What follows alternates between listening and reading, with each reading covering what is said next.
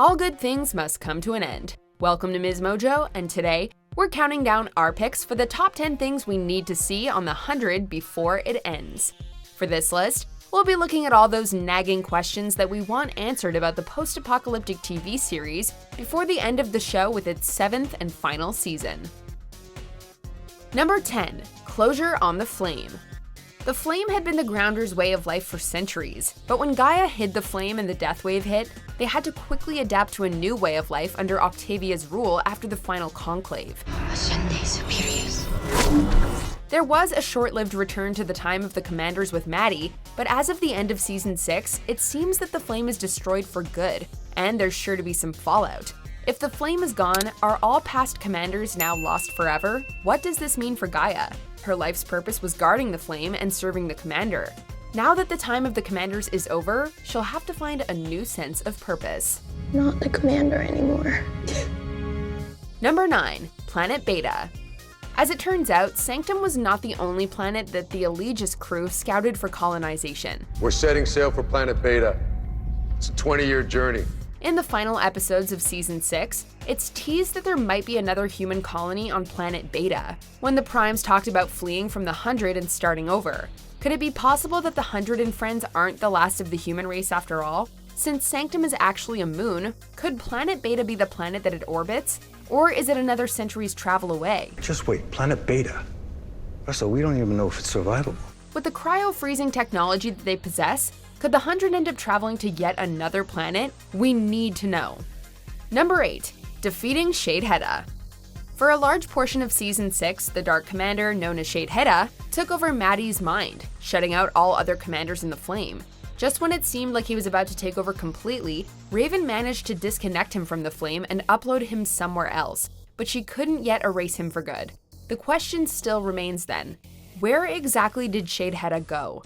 Gaffen hard you down. For Sida don't trona hodai down. So first thing no boss, in I am don't take I got knowledge. This new form he finds himself in, whatever that may be, will probably prove to be a new formidable villain for the 100. Hopefully in the final season, we will see his defeat once and for all. Number 7. Explaining the Anomaly. A new sci-fi aspect introduced this season is the Anomaly. You say something, Doc? No, you must be hearing things. The Anomaly will do that. It's a mysterious area in the middle of Sanctum that interferes with radio signals and causes other weird happenings around the planet. Octavia and Diyoza both went into the Anomaly, and Octavia returned, suddenly healed from injuries, and with no memory of what happened to her in there. You're healed. Diyoza did not return, but in the finale, her daughter did, all grown up. But more on that later. Hopefully Season 7 will be dealing with this more in depth. Perhaps there's a connection between the Anomaly and Planet Beta. Whatever it is, we definitely need answers to this mystery before the end. Number 6. Reuniting the core characters. One of the best things about the first few seasons of this show was watching the relationships between the different characters develop. What are you gonna do? Leave me here? Yeah. For your own good. And ours. But in the last few seasons, especially following the time jump at the end of Season 4, the core group grew apart. Octavia spent much of Season 6 separated from everyone else. In Season 5, Raven and Clark didn't even see each other until the last few episodes. Raven in particular goes through so much alone. I wanted your memories back. Here they are. Hopefully, along with reuniting with her friends, we'll also get to see whatever form of a happy ending that exists in this universe happen for her. She deserves it. Watching the core characters grow through their own separate storylines was fun, but we'd like to see who's left of the core 100 back kicking ass together. Number 5. Clark and Abby. No one on the 100 ever has enough time to grieve in a healthy way, so it will be interesting to see how Clark deals with the loss of her mother. Are you feeling okay? You look pale. Can you even imagine the pain when Clark realizes that her mother was turned into a Prime, but she still has to play it cool? And even though Abby wasn't in there anymore, Clark had to push her body out of a ship, so there is no hope of her somehow coming back. Also, Abby's death symbolizes the kids truly being on their own, as she's the last of the adults that came down from the Ark. And then I lost my mom.